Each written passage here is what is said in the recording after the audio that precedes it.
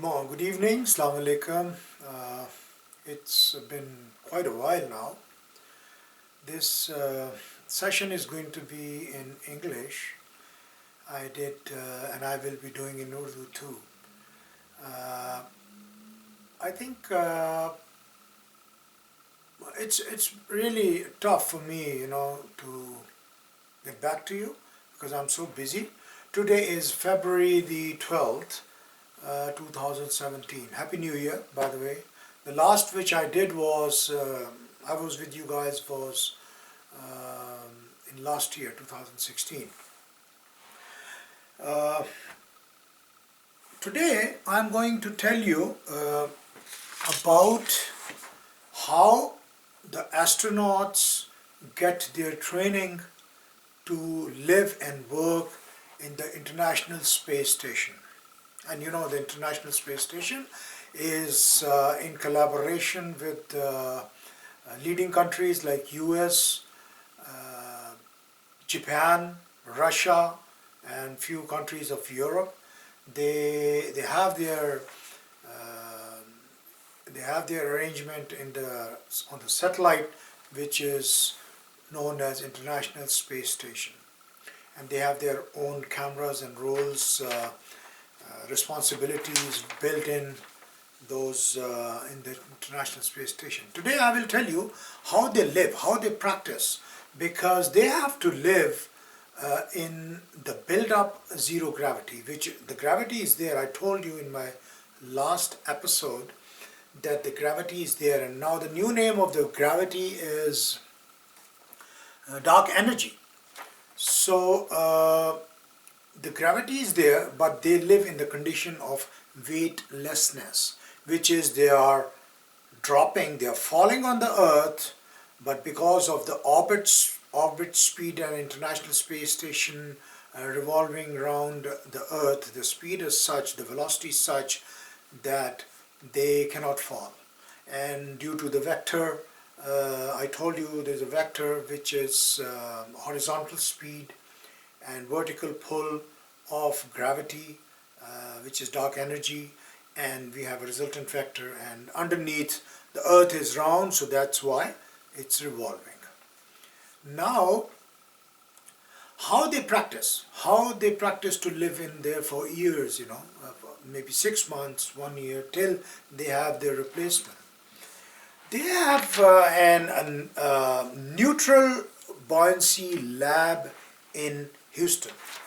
So it's a lab which has the bigger portion is with the US and the smaller portion is with Russia. So they get practice, and this is what it looks like. So this is a swimming pool basically, and it's very expensive. It's a swimming pool, and you can see all at the bottom is the machinery and the compartments of the International Space Station. So first I will tell you what buoyancy is, because buoyancy is very important to go and under the water and work. Buoyancy is like if you have this pen marker, and if you take the volume of this marker, say its dia, length and breadth. So this is the volume. Now if this volume, when you put in water, this marker, if you put in water, it will not float, it will dip, it will sink.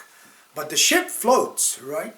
So the reason is that the volume of water, the volume, length, breadth and height, it has a volume. So if you take that water and volume and put same amount of water, which is calculated as per the volume of this marker, and you weigh it, if that weight is less than the weight of the marker itself, it will sink. That's why the needle will sink, because the needle volume of water which it displaces, if you weight that, it is very, very minimal than the weight of the needle. So this will sink, the needle will sink. But so this is called buoyancy. In order to float, if the buoyancy is equal to the pressure or the body or the weight or the volume or the weight of water it displaces, the body is going to float.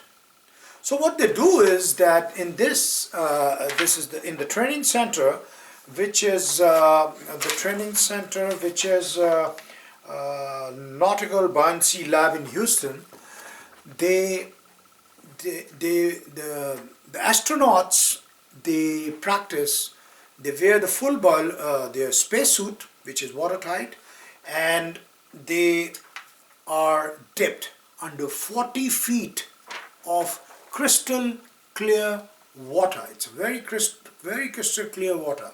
So they have built up exactly the International Space Station, the working environment, the laboratory, the living conditions, the washroom, the whatever, the machinery is there, they have built under the water. So basically, if you see this is the structure under the water, and this is the swimming pool, and this is the water line. So everything it's so crystal clear, all these compartments and everything. You see the building inside is crystal clear water. And so what they do is they let the astronauts wear that the space suit, and they dip that. Now they maintain the pressure, so slowly they will dip. So they have found out with that excuse me, with that specific what spacesuit weight of water which will displace is exactly the same. So the buoyancy is 0. That's why when they go at the bottom, so they can walk, they can talk. It is exactly the same situation they face in the International Space Station. So they float. So basically, when you're walking, you're talking, your movement is slow, and anything which if I will leave at that particular depth, if I will leave this pen over there, it will keep floating. So they float and they work. That's how they practice.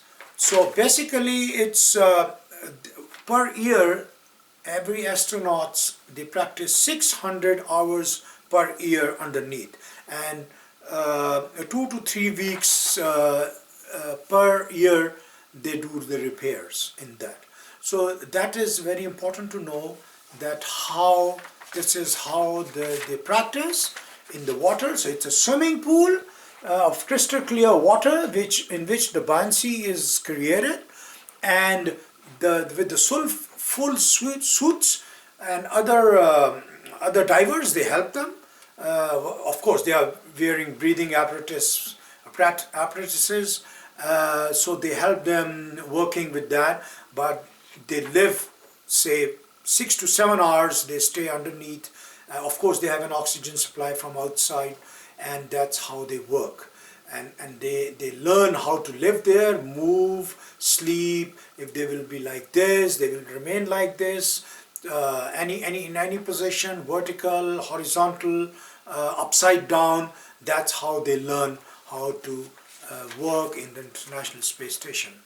So that's all for this episode. I just wanted to let you know, guys, that this is how the astronauts who live up in the International Space Station, they practice because they have to live over there. Okay, so I'll be back with you soon within my Urdu episode, which will be in Urdu language. So and I'll be keep on providing you more information on space and energy and waves, all this family of electronic and electromagnetic waves. So hope to see you. Take care, guys, and we will be in touch very quickly, very soon. Bye bye.